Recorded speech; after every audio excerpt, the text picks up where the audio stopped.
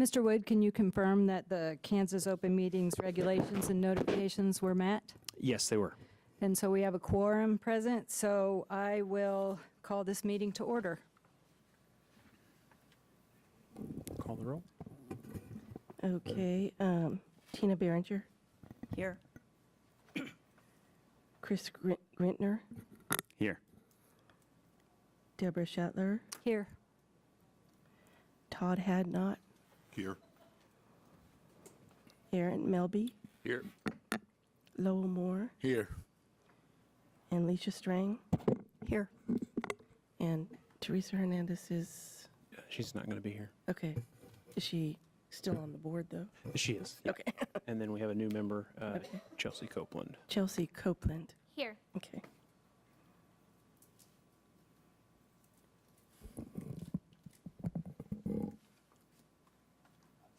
Okay. So yeah. So we're going to approve the minutes from our June 1st, 2022 meeting.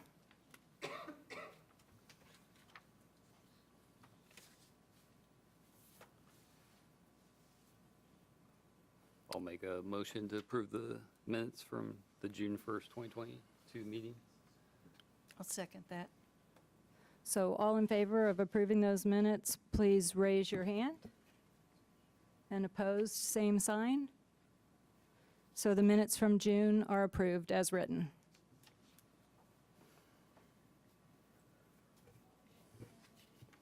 Okay, so the next item is Citizens Forum. Looks like we do actually have a citizen here this time. So this is an opportunity for anybody from the public to come and address the board if they would like. You don't have to if they don't want to. So, okay. All right. So from there, we'll move into staff reports or a staff update. I don't have a whole lot for you today, just a couple of things that are in your packet that I wanted to go over. First, I guess it's not in your packet, but you may have noticed that Chief Brad Nelson is no longer with the city. He retired. Oh gosh, it feels like it's been months ago. So a little while ago, Sean Morton is July 1. So Sean Morton is the interim police chief. We are in the process of doing a national search for a new police chief. We expect to start looking at candidates or resumes probably at the end of this month. So, so Sean will be with us for a while as the acting police chief. You want to talk about 30 for 30? Sure. So this was an initiative that Chief Nelson had actually decided that he wanted to implement here in Salina. And essentially, the premise is to have 30% of our police staffing be female officers by 2030. Chief Nelson had released this information and formed a group within the agency to look at what we can do to get this accomplished by 2030. We've had probably three meetings so far and are basically just getting organized at this point and trying to identify different projects that will help us internally not only recruit new female officers, but also retain female officers within the agency. I can tell you that within Kansas, we're the third agency that have essentially signed up, if you will, for the 30 by 30 initiative. Wichita, Kansas, and Overland Park are the other two. One of the things that's in the information relative to the information on the 30 by 30 is that currently female officers make up about 12% of the sworn law enforcement officers across the country. I can tell you that right now we have 10 female officers, which makes up about 15.4% of the female or percentage of the female officers within the agency. So we're really just getting started. We do have a group of people that we're working with, and as I mentioned, we are trying to identify certain projects for us to work on internally and externally to try to meet this goal by 2030. Okay, any questions about that for the? Well, that's a pretty big goal there, 50% right now, 10%, 20 more is there any kind of initiative for any other minorities? Oh, yeah, we're always looking to recruit minorities, and I can tell you that we actually have a gentleman that's in the Air Force right now that's a black gentleman that's going to be joining us in January. And can you tell me, Jim, do we have any other minorities that are currently in our applicant pool that? Yes, we have two Hispanic males, 2 black males, and then we have, I think it's 5 females right now in the application process. So we're doing pretty good. Hopefully, everybody's able to make it through the complete hiring process. We're not changing our hiring process. It's still, we're not going to change our standards. They still need to meet the qualifications, and we're getting some pretty good applicants right now.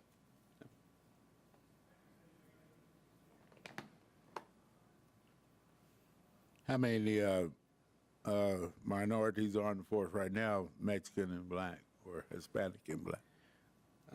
Let's see.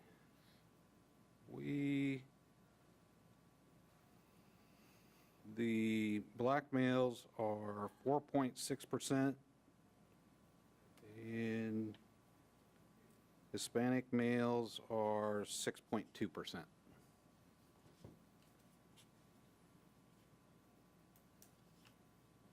And as Jim mentioned, as these applicants move through the process, those percentages, if they complete it and are officially hired, those percentages will increase. The one gentleman that I spoke to you about that is going to be coming to us in January is pretty promising that he's going to. He's completed Oh, everything. okay, so we probably just don't have an official hire date for him, but glad to have him.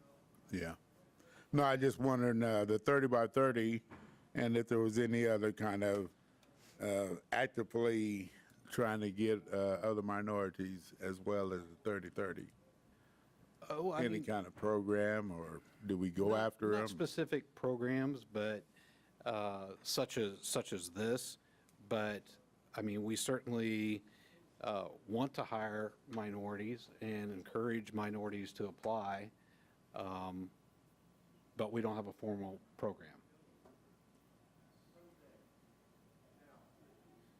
Do you know of any other states or any other police agencies have any kind of active trying to recruit some kind of, do you know, is there any out there that we Yeah, could copy or something?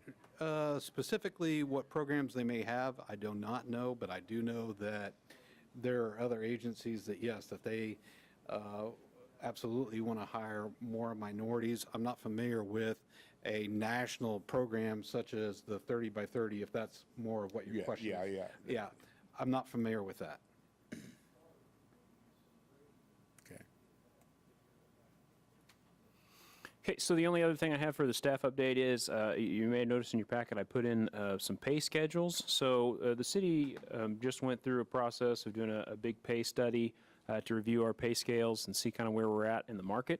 And so we did make some adjustments specific to police officers. I just kind of want to highlight that here for you. So our starting pay previously was $22.19, and our new starting pay for a police officer is $24.43, and that represents one of the higher numbers in the state right now. There's lots of movement, lots of things are happening, so I don't know how long we'll be in that position, but the pay plan does include it does include a cost of living adjustment of an additional 3% on January 1, so the whole pay plan will move up just a little bit more. So we think it puts us in a better position than where we were at previously, and that's actually just effective on September 1st. So we'll see how it bodes for new hires as we move forward. So I just wanted to highlight that for the board. Any questions about that? All right. So the next item in new business is the introduction of new board member and board orientation. So as you guys know, this is kind of a newer board. So the terms for the board members set up in the original ordinance some of them were a little bit longer than others in order to kind of get a rotation going. So we did have Julius Griffin was on the board for 1 year, and his term expired. He didn't seek to be placed on the board again. So that position came open, and Chelsea Copeland was appointed a couple of weeks ago. So she's going to take that spot. And then you may have also seen in the City Commission packet, Chris Grinter is our representative from the Community Relations Board. So he has to be appointed from that board to the mayor to have an appointment every year, and he was reappointed. So so we'll move on with that. I'm going to do a little bit of an orientation. I'm not going to go through what I did the last time. So last time was like an hour long, and I just read you a bunch of slides. And I did that mostly because this was a brand new board. We hadn't had any experience at all. So many of you went through that slog of an hour and a half slideshow. If you want to watch it, I've got the link. It's all out on YouTube. You can watch that. You can watch this in its entirety. I'm going to try and do this. I narrowed it down from 65 to about 26 slides.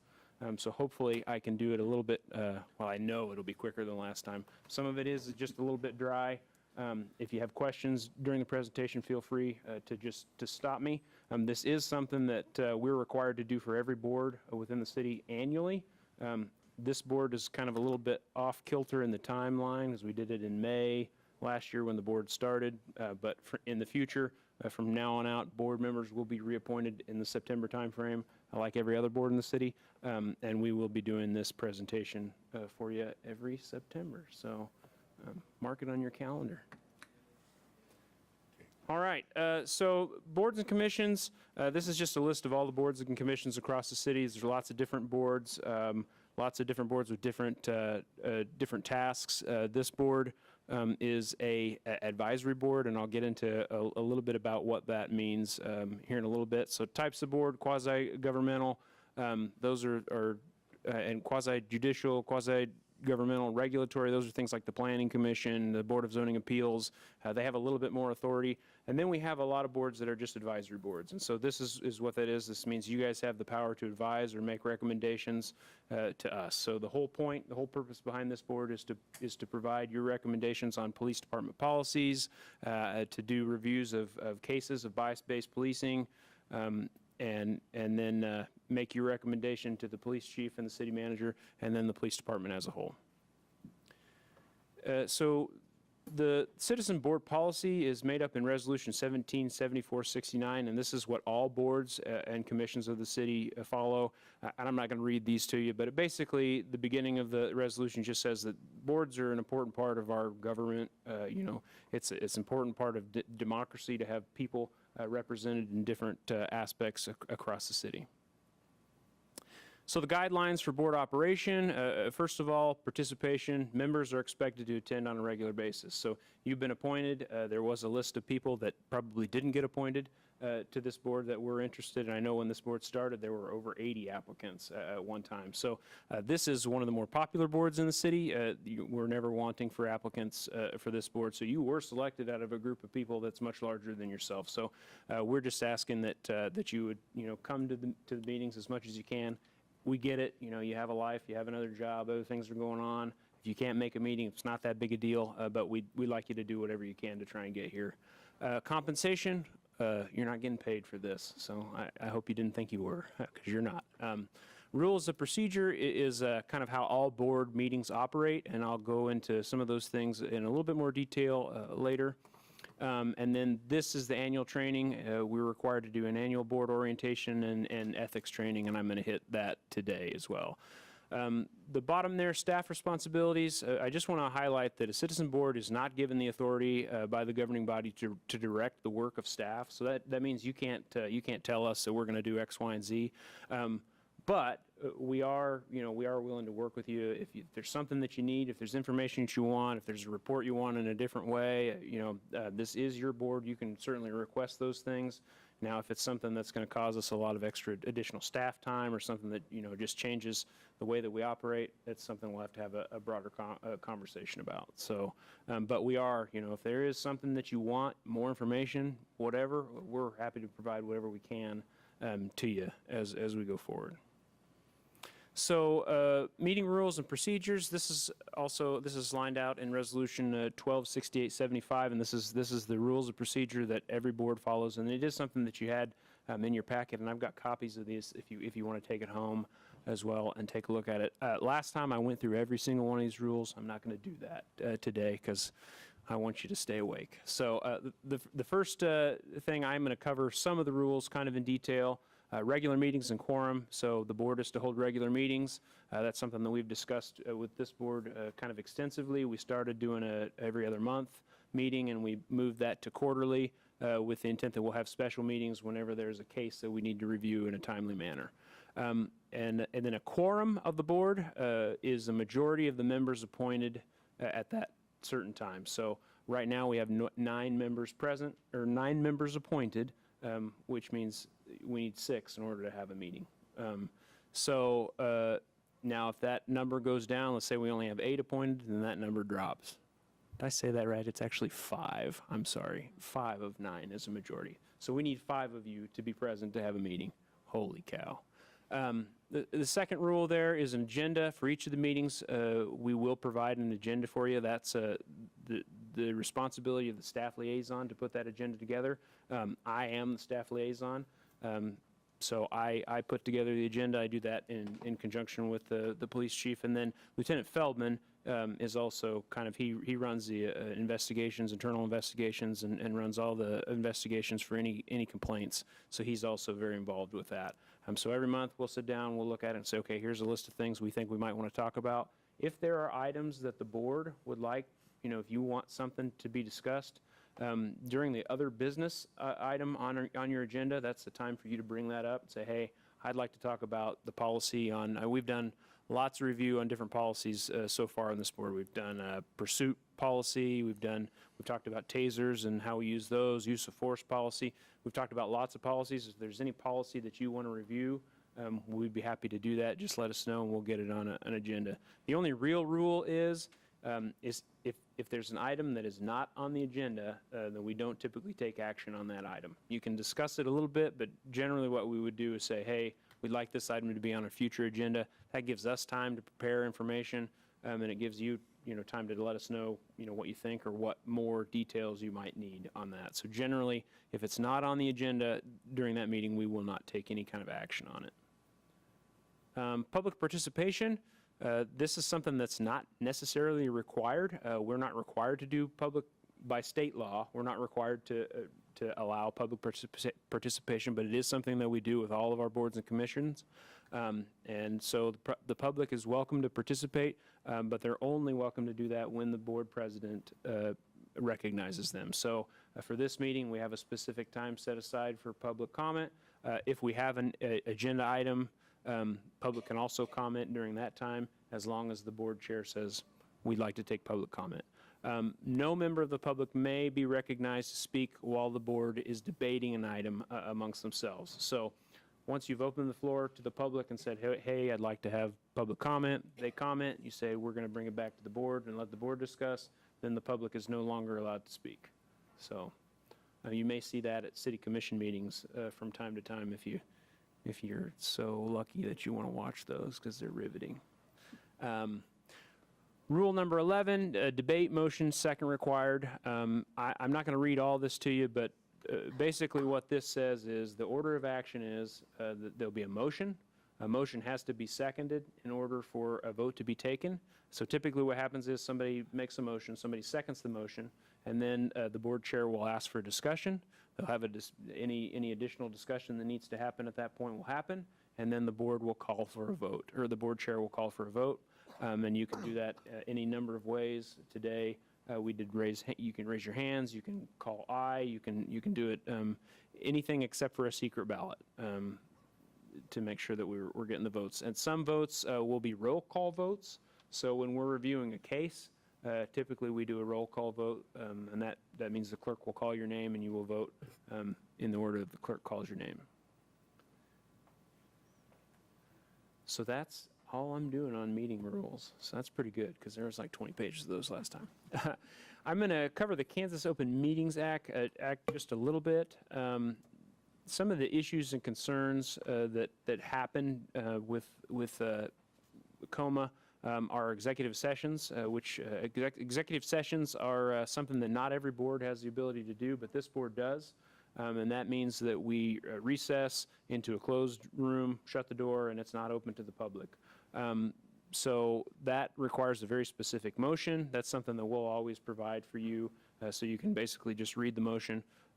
We go into executive session, then you have to come back in, and then any action that's taken has to be done in an open setting. So you can't go into a back room and make a real decision without coming outside and ratifying that decision afterwards. So typically, for ours, we take a case in there into the room next door.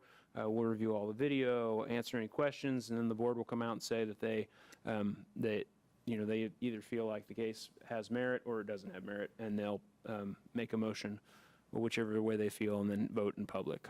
Serial communications is another issue that comes up with boards, and what that means is if there was an item that you guys were acting on, so let me back up just a second. Cora, it applies to a majority of the membership of the public body. So anytime the majority of the membership of a public body meets, then you're required to go through the steps of the Kansas Open Meetings Act. So serial communications is when a majority of the membership of the board were to communicate about a specific topic. So let's say you communicate with Ms. Copeland, and she communicates with Chris Grinter, and he communicates with that starts to become a majority, and that becomes a public meeting. So all of those conversations should be exposed, or they should be open to the public. So any item really that there is, it's on your mind, you can talk to one other board member, or maybe two other board members, but once it starts to get to a majority, then you get into issues there. And so that's why I ask, if I send you an email to the entire board, don't reply to all, because if you've replied to all, then that becomes a public meeting, and that's a violation of the Open Meetings Act. So if somebody were to request our records and say, hey, what's going on with this board? Did anybody ever send any emails to the majority of the board? Then we would have to provide that, and we would be found that we violated the law. So, and then the biggest issue I think that we've run into here with the city is failure to provide notice of meetings.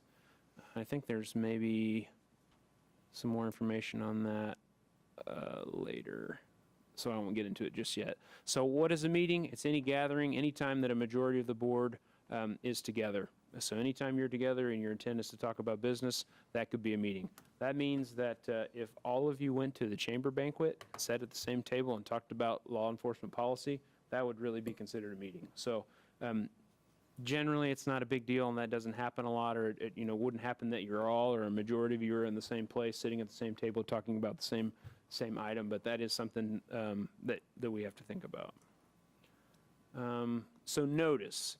What's required of meeting notice? What we do for meeting notice is we send out an email through our Q Notify system to anybody who has requested to be notified that there's a city commission meeting. So you can go on our website and you can sign up to receive notifications from any meeting, any public meeting that we hold.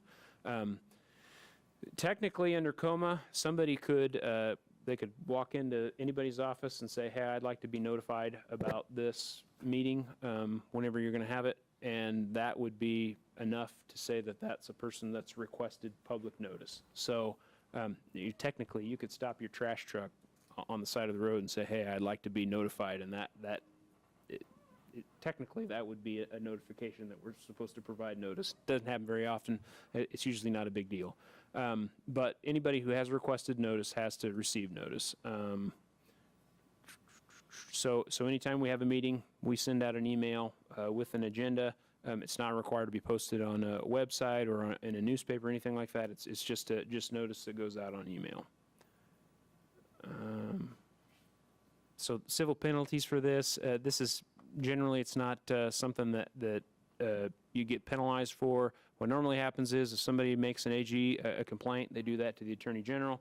The Attorney General will investigate, and then they'll ask a lot of questions about how we've managed and what happened and why it happened. And we have had instances where we didn't send out a notification. We had an instance where we had a joint city-county meeting. The county sent out a notification, but because, for some reason, we didn't send out a notification for that same meeting, even though we should have, because the city commission was meeting at the same time.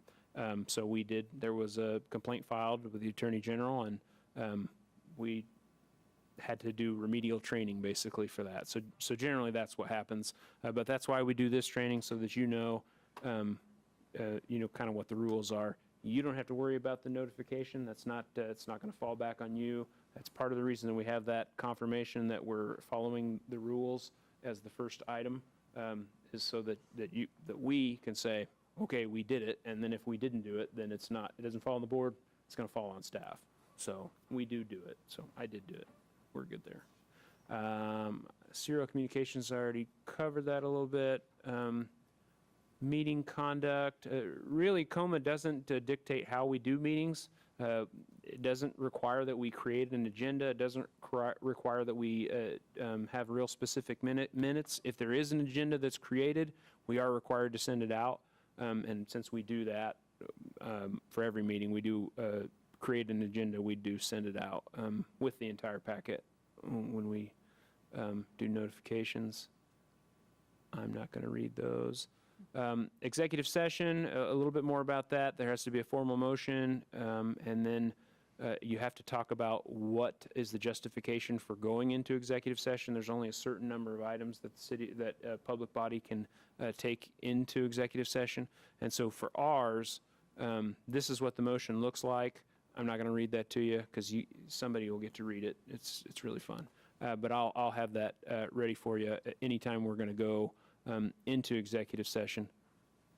And really the reason that we're going to an executive session for this topic is that we kind of have two things going. We have whoever made the complaint, we have the complainant that we want to protect their identity, and then we have our officers, who when you go back in there, while we don't use their names in any of the documentation or the report that we'll give you, that we'll hand you, you're going to watch video and you will be able to see who they are. And if you live in town, you may know them, you may have seen them, walking around. So we try to protect that individual because they're not, at the time that they're being investigated, they're not guilty of anything. I mean, we're still, they still have that due process, and we're, making sure that we follow those rules.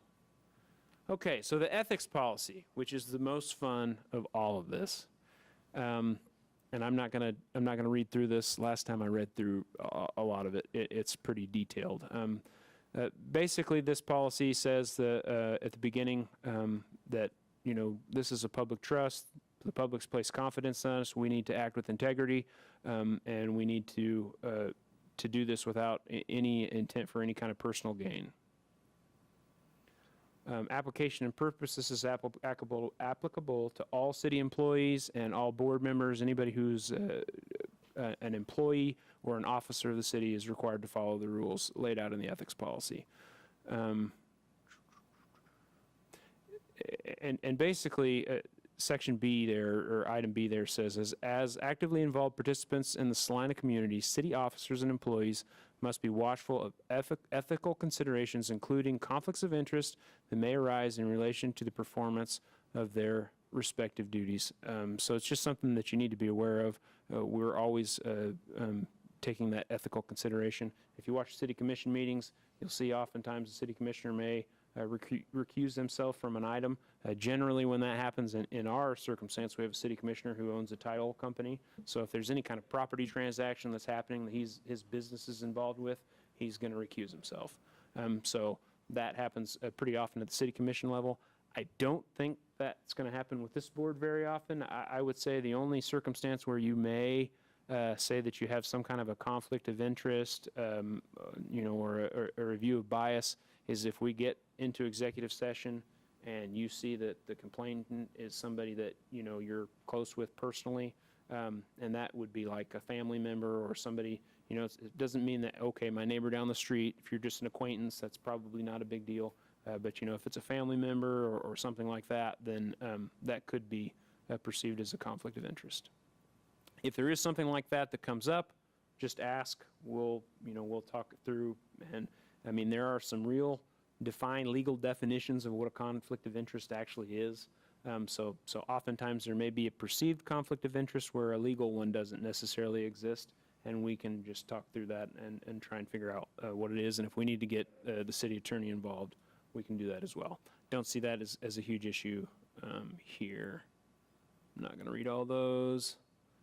Consequences, if you're found to have violated the ethics policy, is that you'll get generally, the first instance, you would get some kind of a private warning. If it was bad enough, the city commission could remove you from a board. But I just haven't seen that happen very often. We don't have too many issues with these kind of complaints. Okay, so those are kind of the general things that are applicable to all boards. I'll talk just a little bit about this board and the intent for what it does. So this board was set up by ordinance number 211046, and in the municipal code, it's section 30-82 is where it starts. And so this board has four or five main objectives. The first one, and I will read this to you, so is to advise and assist the police department in policy development related to racial and other bias-based policing by police officers and the police department pursuant to state law there, and any amendments. You know, that kind of talks about all the policy revision, anything that you guys, you know, want to look at policy-wise. Really, the intent is to look at it with the eye on racial and bias-based policing. But you know, if there is other policy that you want to look at, we're certainly open to. Not every policy is going to deal necessarily with those items, but you certainly can look at other policy items. The second item there is to promote, advocate, and educate citizens about the existence and purpose of the board. And we've had some conversations about that in the past, about trying to maybe take our meetings off-site and get out in the community a little bit. And that may be something we want to talk about again now that we're kind of a little bit established. I think for a while we were just kind of trying to figure things out, but I think that maybe in the next couple of meetings that's something we can bring back and have another discussion about.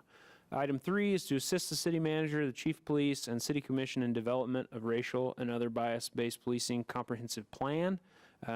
We did bring you the comprehensive plan that we have a little while ago. That's probably something that we should review again now that we kind of have some new board members.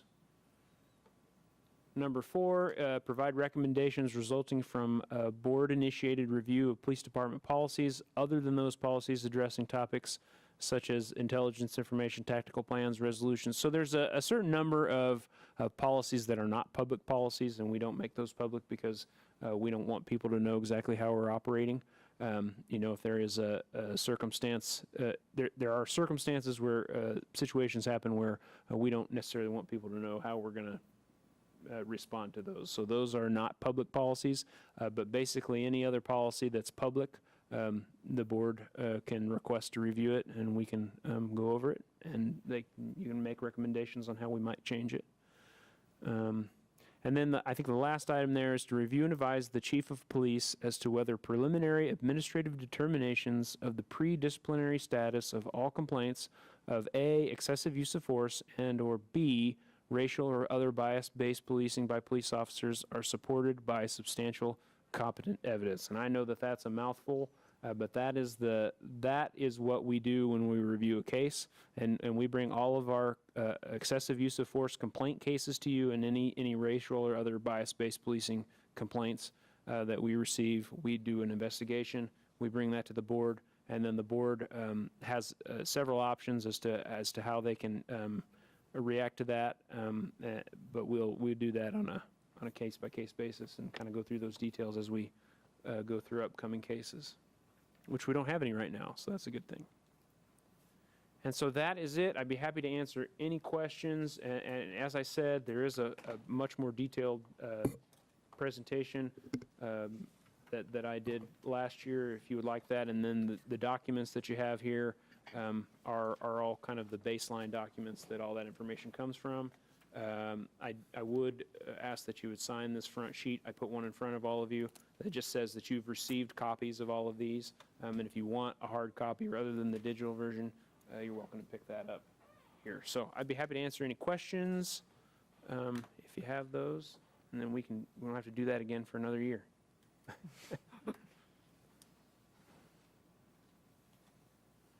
All right. Seeing no questions, the other item that we put on the agenda here is the Bodyguard wrap restraint demonstration. So we have talked about the Bodyguard system, or it's now called the wrap system, I guess. The wrap system in the past with this board. I think we reviewed a case where the wrap was used. So there was video where you kind of got to see it in action. But we did ask that we have some police officers come and show us how that goes. So if you want to take it away. Sure, yeah, as Deputy City Manager Wood mentioned that there's been some prior discussion with regards to the Bodyguard. It's now changed names to the wrap, and so there was some discussion about wanting to see that and how it's applied and actually what it is. I will tell you that this is a tool that we've had since the early 1990s, so it isn't something new. I can tell you that it saves a lot of injuries, both to officers and to suspects, just because you can restrain the legs from the person to be able to kick the officer or injure themselves while they're in the back of the car, or when they end up, a lot of times what happens is if we have to take them to the hospital, we have hospital staff that's there, and people's arms are maybe flailing around, legs are flailing around, and we have to, watch out for hospital staff, doctors and nurses, to make sure that they're not being injured, as well as ourselves. So it's very useful in that respect. And then the other portion of it too is it keeps the individual in an upright position, as opposed to having them laying on their stomach, compressing their chest, or on their sides, or things of that nature. So it keeps them upright. Also, if they were to vomit or something of that nature, then, they're not, breathing that back in. So it has a lot of benefits. Lieutenant Feldman made arrangements with 3 of our officers, trainers actually with the agency, to come and give a demonstration. I'll introduce them. If you'll stand up, Sergeant McCary, he's one of our trainers for the Bodyguard. Officer George Brazionis, he's one of our defensive tactics instructors. And Officer Matthew Gaywith, he's also instructs on the wrap system. And so they're going to demonstrate it, and they're going to give you a little narration as they go through it. Sergeant McCary's volunteered to get wrapped up in it, so we'll let him do that. Ready? Sure. Yep. If you guys want to just come in front, is that all right, Jacob? The precursor to this is basically a combative suspect.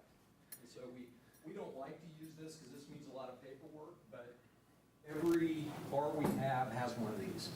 So there's no, if an officer needs it and is calling for help and can't get to their car, the person they call will have one in their car as well. Even if they're a block away, they can't get in there, they can grab the bag and run over to the scene. So we usually have multiple people that, everybody's trained on this. We go through yearly training, use of force training. Officer Brazionis here is one of our defensive tactics instructors. So we go through this, we put it in, we can put the minimum amount of people necessary for this. You can do it 2, but usually we like to have 3. And understand that by the time, sorry. So this is being televised, or it's being recorded, so it may not pick you up if you're not on the mic. I didn't think about that. So what we find in the situations where we're implementing this tool is that we're already having a handcuffed person that is still being combative, and that flailing around can cause injury, which is why we utilize this in the situations that we do. And during defensive tactics training annually, we wrap everybody in the system. And we go through different techniques to assist in making the process a little bit easier, and trying to make and create shortcuts so that way we can implement it. So it basically, so every car has one. Who do we put in it? We can put anybody that's combative. It can be a juvenile, it could be an elderly person that is combative. It's for their safety and ours. So just, we've had to put it on young people before that were out of control. We try to avoid that. But again, it's not going to harm somebody. It's going to keep them from themselves in a sense and keep the officers safe. So we'll start by you handcuffing me, and then we'll talk about how we would transport somebody in this. We can transport them in an ambulance, in a car. But they're great to have. I can hold mine. Yes, that'd be great. So I'm combative. It's a hot day today. We all work today, so be patient with us. Yeah, there you go. So I've been combative. He's going to, we want to get control of the person into handcuffs. We don't want to put somebody in this without handcuffs. So they have to be handcuffed. So, ready? Yep. All right. We'll take your watch off.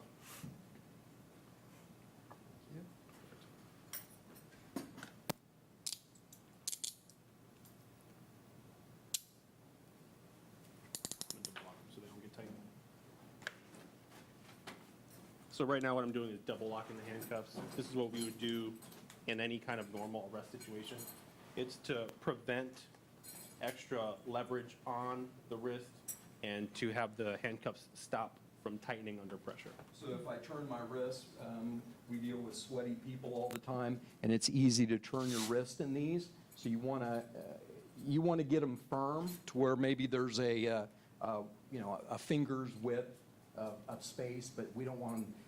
It's amazing how many people get out of these in the car at times. So suspects will complain about this on their wrist, and believe me, they're firm, but they're not tight. They're not going to cut. We're not going to put them on to cut circulation. So sometimes in a situation where someone maybe does comply when we have them put in handcuffs, okay? You can view that as a person that's compliant, but people change often rapidly. And there has been many instances where after Sergeant McCary here is placed in handcuffs, he then becomes combative afterwards when he learns about charges and he knows he's going to jail or whatever the case may be. So at this point, in order to implement this system, we do have to take this person and put them on the ground. So we want to. Yep. Their backs so that they can see. Can everybody see okay? Why don't you give them your stomach, that way we can show them how legs and straight. Okay, so we're gonna have one person at the head, and that's to make sure that the individual can't cause undue harm to themselves, right? So we wanna make sure that we secure the head in a position to where they can't. Sorry. It was a good. They can't bang their head on the ground. So we're going to have Officer Gayworth here cross his ankles and then attach the strap. We would have a third person normally on the side of the body. Jacob, do you mind if they go ahead and just circle? Yeah, you can get up and walk around, circle around here. Stand anyway.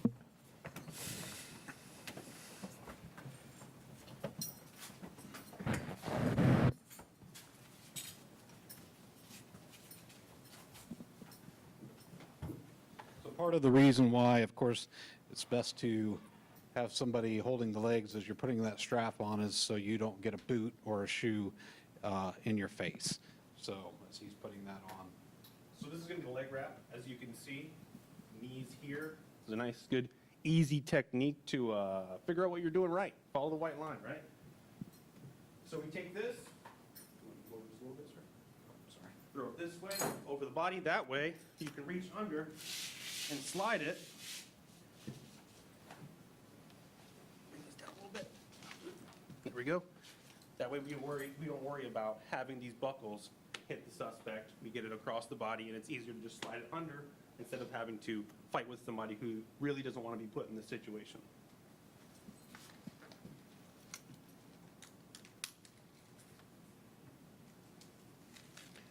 So right now, Officer Gayworth is clipping 3 different clips that once cinched down will immobilize Sergeant McCary's legs. And the only way these clips come out, it's not the most comfortable position, but it's necessary. And the way we undo these clips is with that same handcuff key. So we're utilizing a tool that we have on ourselves. Just hit down on that, and the button will pop. Now this is where the guy who's at the head, or gal, this is where their job comes into place. So securing the head, we're gonna roll them over this way. I'm gonna roll, roll, roll, and then lift. And then this is the back position here, right? I wanna make sure that I'm not on their spine, okay? I'm to the side of it, and I'm holding him here. That way, he again can't bash his head or whatever the case may be, keeping in mind that people can bite, people can spit. It has happened to many of us. So I'm keeping my hands in a position to where I'm not getting bit and causing undue harm to myself as well. We have a spit hood that we use with this tool. That spit hood is a light mesh. Can you see? That we would then normally apply in this situation. I don't have to put it on his head. But this would be what the spit hood is. As you can see, it's a light, very breathable net. Have to put that on? So we do put it on because when all else fails and you are an angry person in a situation where you don't want to be, you do have another biological tool of causing harm, and that is spit. I've been spit on. And a lot of them intentionally, they're just yelling and screaming and there's spit coming out. And we're, as you can see, fairly close proximity to their face and head, and I just assume not have it in my eyes and mouth. And there's a misconception that the spit sock, that's what the brand is constrictive or restrictive, and it's not. It's completely loose. So there's no, we've had suspects that claim that we're suffocating them with this, and there's complete airflow through it, through the hood. All the while they're putting this on, their body cameras are running. So, you know, if you, me as a supervisor, after we do a post-event debrief, we have to, me as a supervisor, we're required to look at each video, at what each officer did.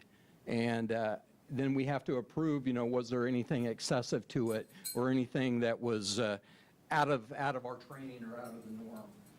So part of this is looking at each officer's body camera footage. At times when we're fighting with people, sometimes our Axon cameras do fall off and they may be laying in the grass. So there's going to be times where I don't have video. I have video up until a certain point where the officer may have got into a resistive situation and we don't have video, but usually we can back that up with 2 or 3 other officers on what happened to that officer for not having a camera footage on. So. Uh-oh, slipping out. So this is essentially how it goes on. The only addition would be the spit hood.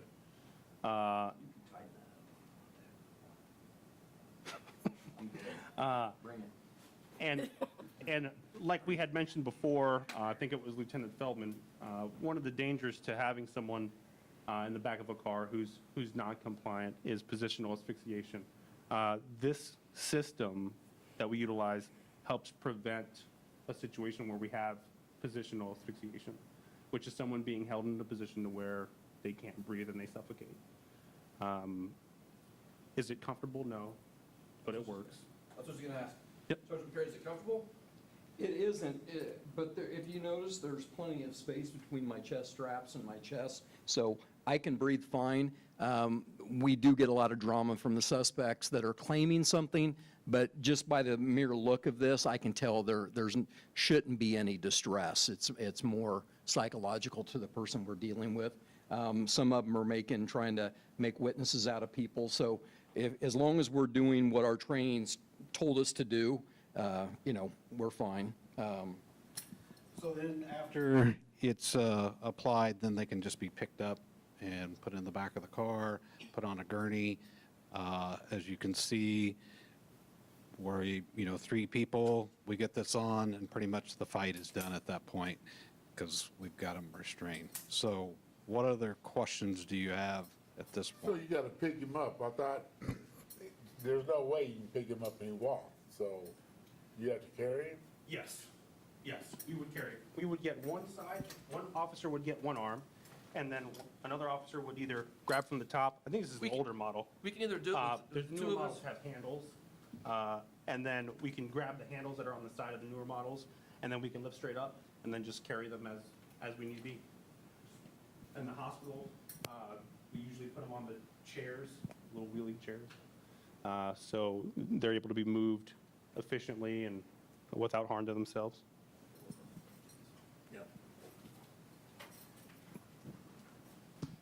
So any other questions then? About how many times you had to use that this year? Do you know, Jim? I can't give you a number right now, but we've used it quite a bit just because unfortunately we've seen an increase in people resisting. And this allows us not to limit our officers being injured or the suspects being injured. There's not much fight when you put that on. Seems like it'd be hard to put the initial wrap around the legs on. That can usually be the hardest thing, trying to control their feet and get them across. But if you have enough people and you're controlling the upper body, it's not that bad. And the key is, a lot of times, the officer that initiated the contact is by himself and has basically been in a fight, and, they're wrestling around, and they finally get him controlled. Well, they can't necessarily get him handcuffed, so they're trying to get their radio in position to call for help, and once help, so obviously, we're not gonna use this by ourselves. Sometimes we can't even cuff people by ourselves. We just have to put our body on them to keep them, or we have bystanders that may come up and help us out. But it's when the backups get there, that's when we can get everything under control. Everybody take a deep breath.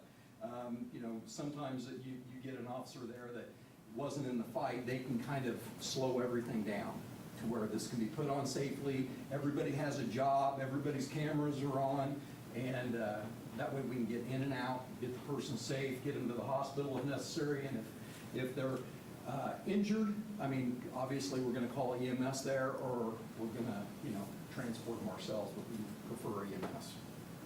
I would say in the majority of cases, we have to use this piece of equipment that we have available to us.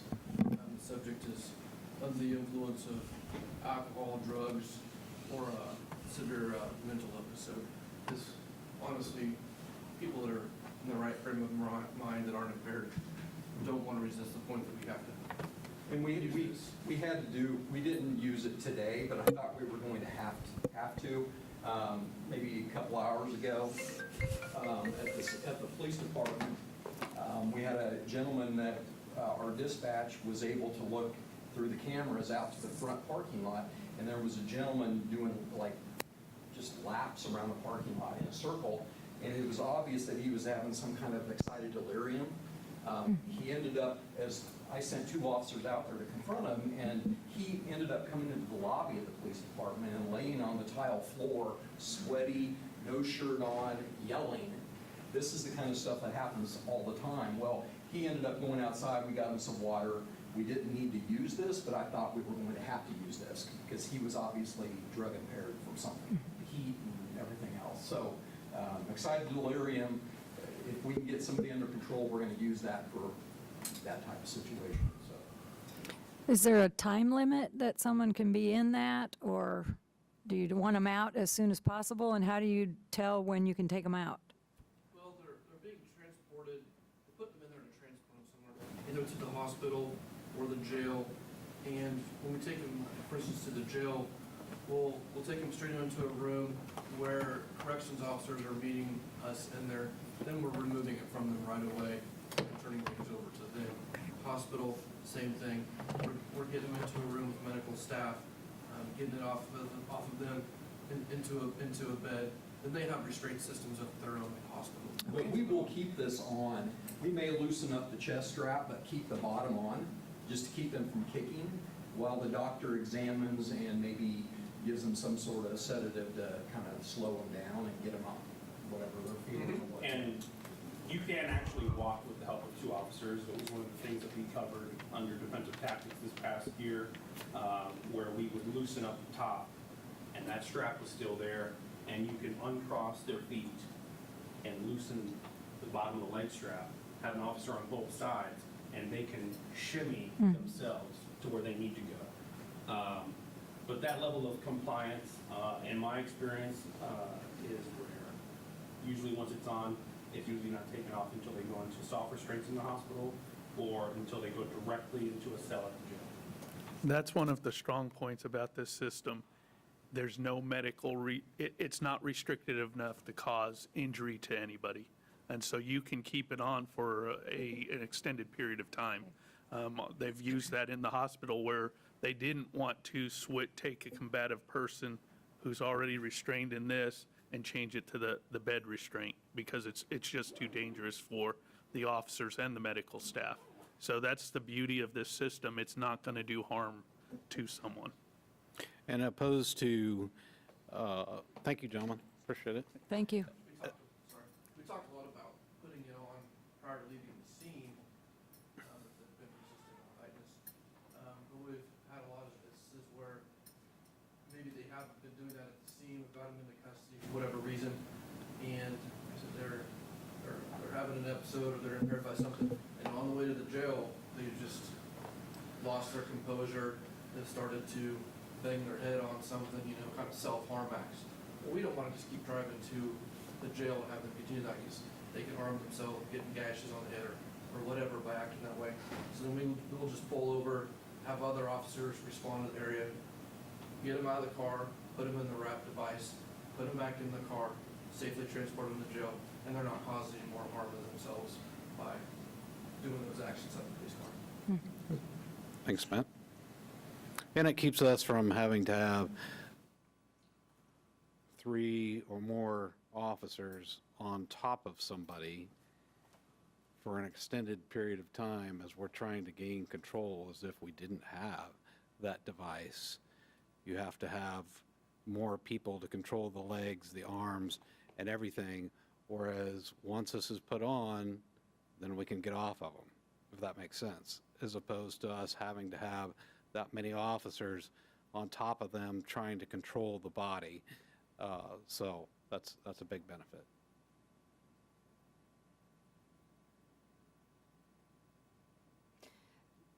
I mean, I guess if someone's having an episode or something, you wouldn't be able to say, we need to put you in this wrap, or can you calm down enough to not be in this, or?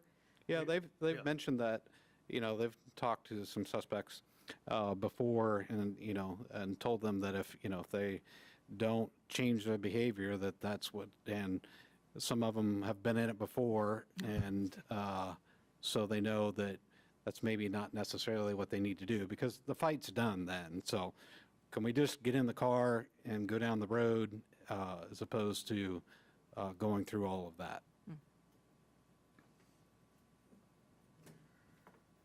Pretty good tool.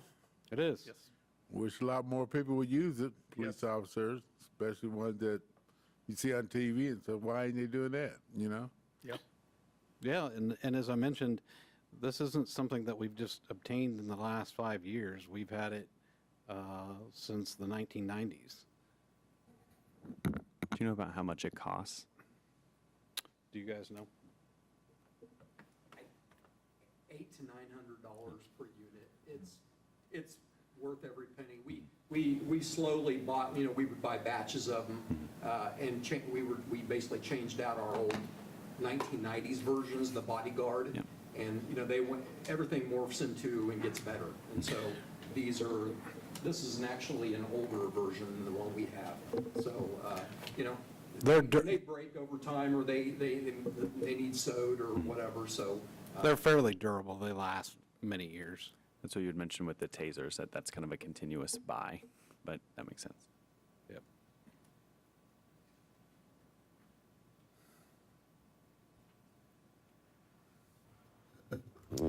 Okay, well, if you don't have any other questions, we don't have any other presentations or policy review to do today. I figured with the orientation, we probably didn't want to get too in-depth into anything else. So if you want to do other business, is there anything anybody would like to bring up or discuss at this point? Or you can stay, whichever. Well, so you're, at the beginning, you said the search for a new police chief will begin at the end of this month. Is that correct? Or? No, it's begun. We're Oh, it's going to start begun? reviewing applications. I guess it's not fair to ask if you're one of the candidates. Well, I think it's okay. I'm not planning on putting in for it. Oh, you probably be a good one. Well, thank you very much. I appreciate it. Oh, So do you, so the city manager is going to pick the chief. Do you guys have how do you go about that? Can you say that? And how do you go about interviewing just a city manager or?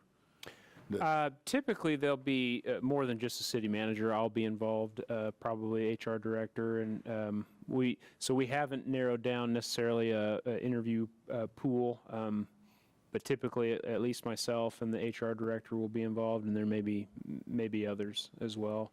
So right now, what we've done is we've sent out advertisements, kind of did a community profile. We've sent it out to lots of national organizations, and we're just kind of waiting for applications to come in and. Once we get them, we'll narrow down and see what the qualifications are, what they look like. I'm really hopeful. We had a really good hire at the police department not too long ago when we hired a new fire chief. I'm hopeful that we'll have and we had a really good applicant pool for that position. So I'm hopeful that we'll have a good applicant pool for this as well. I mean, from my perspective, the city's got a lot going on. Police department's, I think, been well supported. We've, got a brand new training facility. We try to keep them up to date with all the, tasers and equipment and body cameras and that sort of thing. So it's not a department that that's been put on the back burner. I think we've done a pretty decent job of funding them and getting them the things that they need.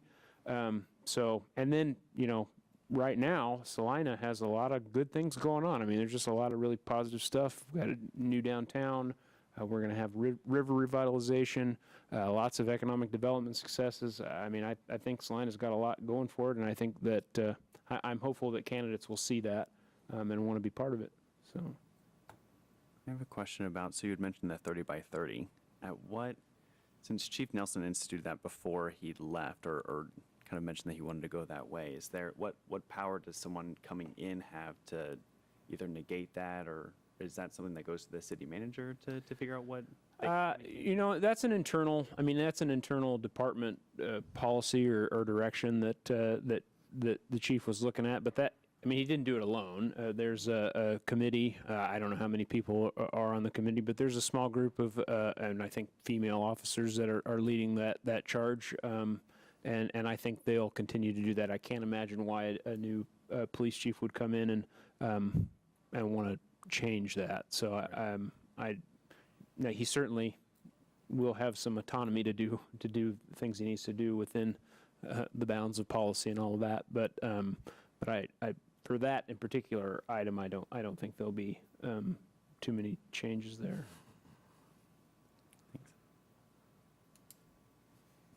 So the chief, he resigned. What about the retention of all the other officers that we currently have? Is there a big turnover or, about the same or? Yeah, so that's a good question. There has been some turnover in the police department.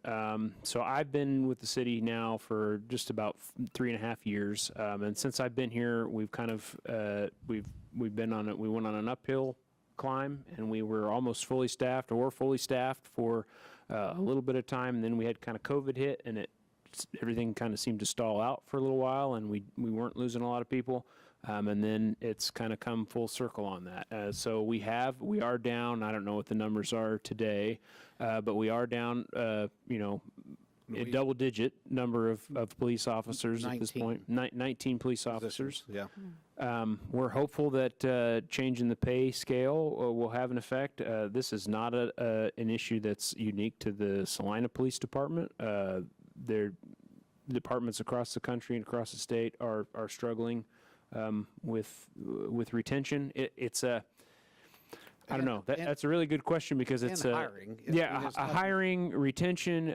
It seems like there's a lot, and maybe this is an issue with younger people. Younger people don't stick with a career the same way that they did 10 years ago, or 15 years ago. So you just see people changing careers a lot more often, and we're seeing that in the police department. We're seeing that across the city. Now, the police department is down. But I will tell you that we have 479 positions with the city, and we're at about 420 right now. I mean, we are down significantly in a lot of departments and a lot of places.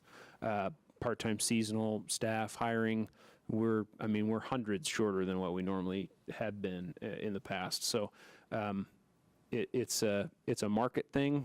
Every business that you talk to in this town is also short. I mean, so it's just it's a number of people. And it's right now, there's been some negativity in the media around police departments and around law enforcement. So I think people are thinking a little bit harder about whether they're willing to do that job. It's a tough job. I mean, bottom line, it's a tough job. And we're not lowering our standards, so we're still trying to hire high-quality individuals, and we're not planning on lowering our standards. So right now, it kind of is what it is. Hopefully, pay plan maybe changes some of that, but I don't know. I don't have a... And as Jim mentioned, Lieutenant Feldman mentioned, we have several good candidates that are in the hiring process now, and we're continuing to get more applicants. And as the word gets around with regards to the new pay plan, some of the hope as well is, some of the other agencies across the state that haven't initiated a new pay plan, their officers will take a look at us, and maybe we can get some laterals and some officers that have already gone to basic training and done their field training and then come here and get hired, and we could put them through an abbreviated field training program. So that's the hope as well. But minimum for hiring a new officer that has no experience, training-wise, takes about 32 weeks. Yeah. So it's a long process to get them to where they can be in the car by themselves. You talked a little bit about retention of officers that are there. What are the retention, are there retention plans? Are there like if you're here 5 years, this, or 10, or how do we do retention? And are you talking with regards to pay? Well, anything. I mean, if it's a new starting pay, then, and it starts September 1st, did someone start August 30th at the lower rate, or, Yeah, there was adjustments and probably. Yeah, there's a transition time frame there. And then, so also with that pay study, we did bump up, everybody in the city got at least a 2% increase. Okay. And then depending on where you were at in the pay scale and your years of service, you got a little bit more than that. So people generally at the lower end of the pay scale got much larger increases. People that have been here, and this is across the city, it's not just police department, but across the city, if you'd been in a position for a long time and you were at the upper end of the pay scale, generally those folks didn't see they saw the 2% increase and not the larger increase. So we have made some adjustments. We do have things like longevity pay. We're going to have to look at things like vacation and how we do that. I think we've had some conversations about how we can maybe adjust vacation, but I think we are going to have to think differently about how do we get somebody to stay here for 5 years? Because once we get them for 5, usually they stick it out and they stay for a while. It's that 1 to 5 years. If you lose them, you don't ever get them back. So I don't know And there's I don't know. We don't have answers to all those questions. I mean, Yeah. but it's certainly something that we're thinking about across the board, and there's not just police. a lot of departments. things have been implemented over the last several years with regards to pay, such as college incentive, which, depending on what type of degree you have, you get a certain amount more money an hour for that. Specialty pay, so if you're have some special training, or if you're in a special unit within the agency, you got extra pay for that. We also have shift differentials, so if you work an evening shift or the late night shift, you're making 75 cents an hour more than somebody that's working day shift. And then, retention isn't all about the money, of course. As the city manager mentioned, we've came to the city with requests for equipment, so, we're using, hopefully the most up-to-date equipment. We're using the most up-to-date body cameras that are made by the company that we use right now. There's a new generation of in-car camera, but we're not ready for those yet. And the training center, as he mentioned, so a lot of those things go into, rather than using worn out old equipment, that we have some of the most update equipment for them to use, and to continually update that equipment so, it doesn't become out of date. A lot of these things, especially electronics, go through a life cycle of 5 years, and then you're replacing them. So those things go into play as well. We're looking at some other things internally right now with regards to some things with regards to reporting. We take a lot of reports, the police department does, on things that potentially a citizen could just make online without us having to send an officer out, and keep those officers available to handle more serious calls, especially when our numbers are where they're at now. And plus, that keeps people from having to wait an hour and a half for an officer to show up. If you're needing to make a theft report for insurance, you can just go online, make that report, you've got it done, you've got the case number, you turn it into your insurance, and then it's done, as opposed to having to wait around for an officer to show up when there's no evidence to collect, there's no suspects, things of that nature. So, those type of things help as well in making their working environment less stressful, less friction, those type of things. Okay, thank you. What kind of promotional opportunities are available? It seems like we have some trainers, and I know that you two have been with the organization for a while. Are there additional ones for people coming in that might benefit them to stay on a little bit longer? Sure, we have different units within the agency. We have detectives, we have drug detectives, we have a traffic unit, that those folks, unfortunately, right now are working beats, and they would much rather be, not restricted to a beat, and are, going throughout the city working on different traffic problems. We have 2 canine officers. We have those positions available, and then we also have different ranks within the agency.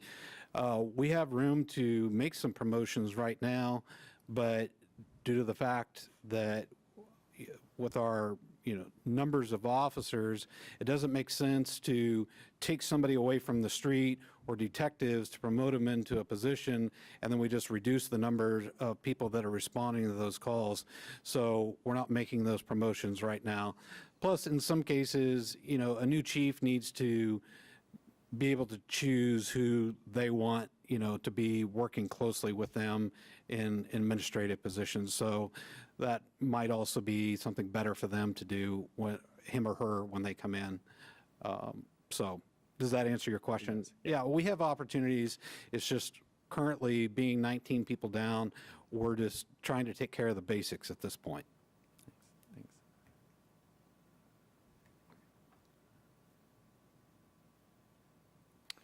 All right. Still work to do. Okay, we don't have any executive sessions, so I think if the board doesn't have anything else, we can have a motion to adjourn. Or you have something else? Well, I just wanted to ask, I noticed one of the things that are mentioned in the tasks of this board is a review of the, the racial profiling policy. And I'm just wondering if it's something that shouldn't be done by this board annually, to take a look at it and to essentially provide feedback if we need to make changes to that or not, and essentially, approve it as a board that they've looked at it and have considered it. Yeah, we and certainly made could do suggestions. that, and the board has reviewed those policies and that plan one time, but it's not a bad idea to, maybe we can throw that on the next agenda and have another review. I think that's a good idea. I did have one other question about Citizens Academy. Is that starting up again this fall, and is anyone, Yeah, Do you have- actually, the sheriff and I had a conversation about that, and that is quite a bit of resource intensive, and we felt it best at this point to delay it probably till next spring, and we'll see where we're at with staffing at that point. okay. All right. So if somebody So- wants to make a motion to adjourn, we can do that. I'll make a motion that we adjourn. Any second? I second. Okay, all in favor? All right. Nobody's going to say no, so let's go. We're adjourned. Yeah.